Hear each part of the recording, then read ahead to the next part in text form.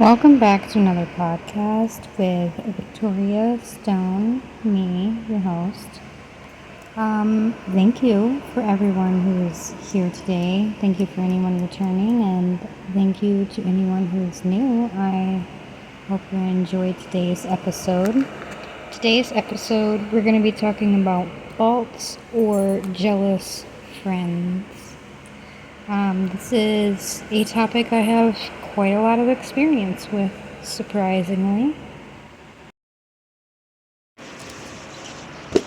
Okay, so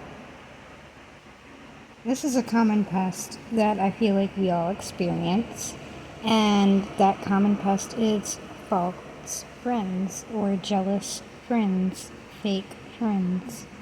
And I'm going to give you some context clues to look out for and just some things that might be signs that someone could possibly be a jealous or fake friend, just in case you're like questioning it in your own head and you feel like a little cuckoo for Cocoa Puffs.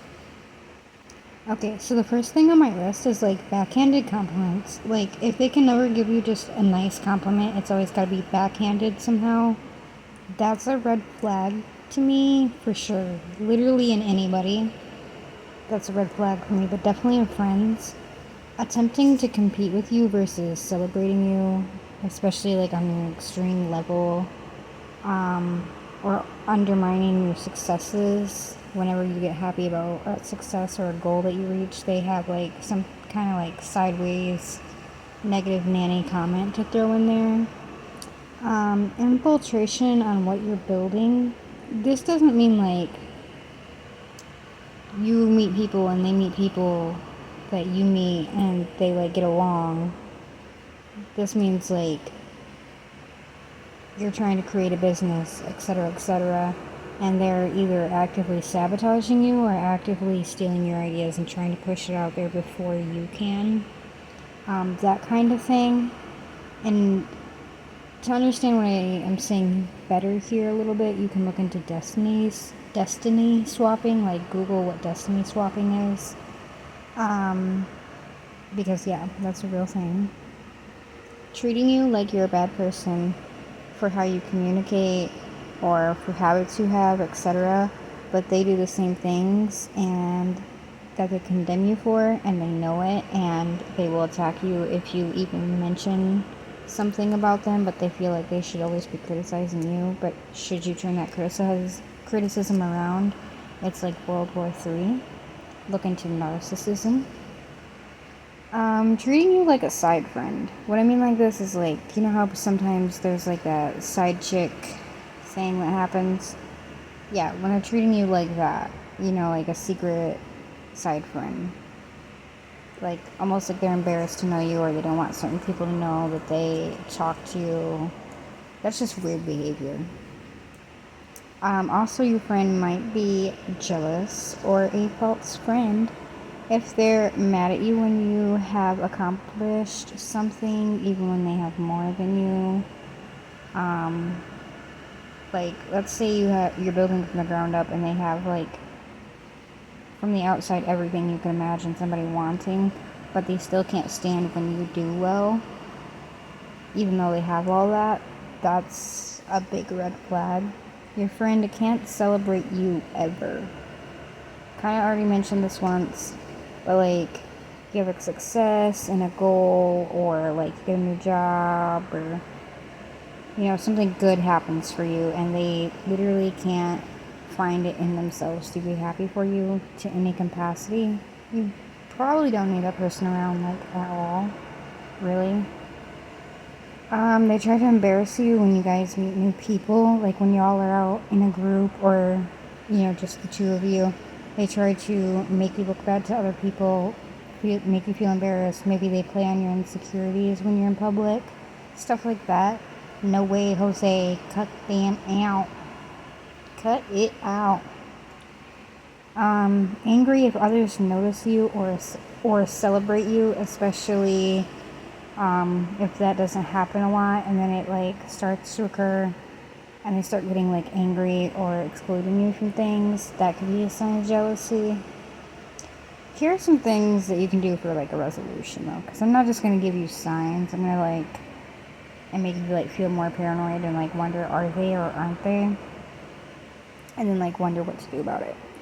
So resolutions. You could always try having a conversation with them, being like, hey, this is like stuff that you do and this is how it makes me feel and I don't think it's fair. And see if that changes anything. You could distance yourself to create some space, like in conjunction with a conversation. If it doesn't seem to take the effect that you want when you have a conversation, if that doesn't seem to make the desired changes happen, you could always create a little bit of space.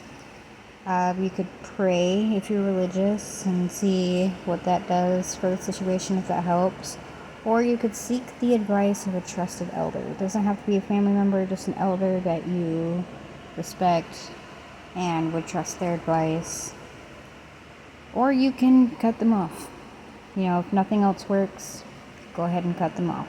I am definitely an advocate for that. Maybe not jump into that right away, you know, especially if you value the friendship.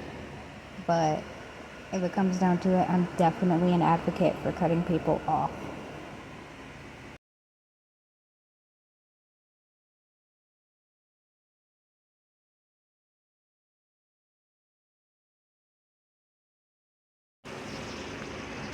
And I know this isn't like the happiest topic to be talking about. I know that people don't really enjoy feeling like the people that they care about and they chose as friends don't really reciprocate that.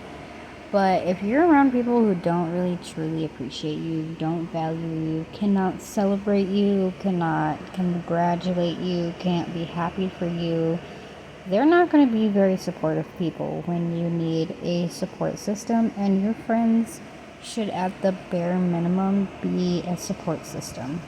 Anybody that you're choosing to bring in your life should hold some kind of value in your life, whether it's emotional support, whether it's financial or like career related, of course, but they should be bringing just as much to the table as you, if not more.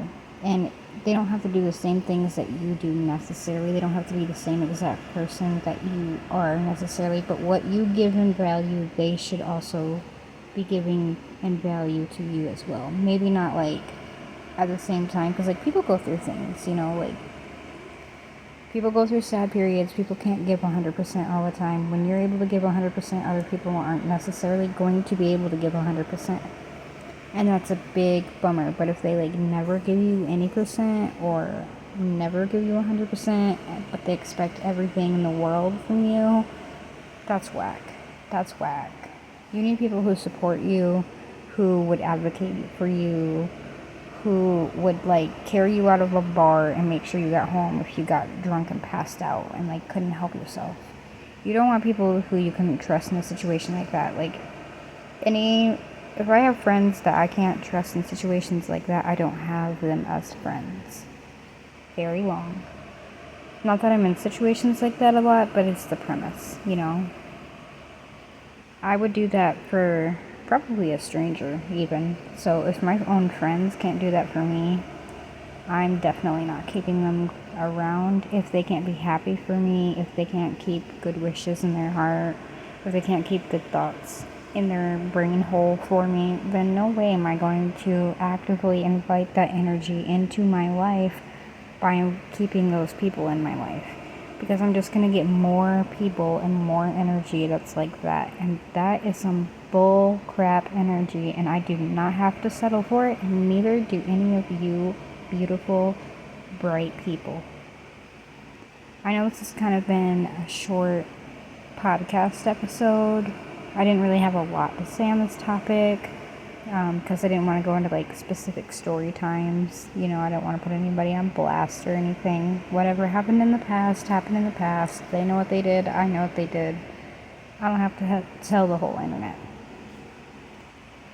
But that being said, I think a lot of us understand a situation like this, and we know what to do in our hearts for situations like this, and I don't ever want to like tell people what to do with their life, I just want to give general information and advice that might help you make your own decisions in your own mind. I definitely want you guys to be independent thinkers and not rely on me to think for you, because I don't know what's best for you. Anyway, thank you for being here, and I'll see you next time. Bye.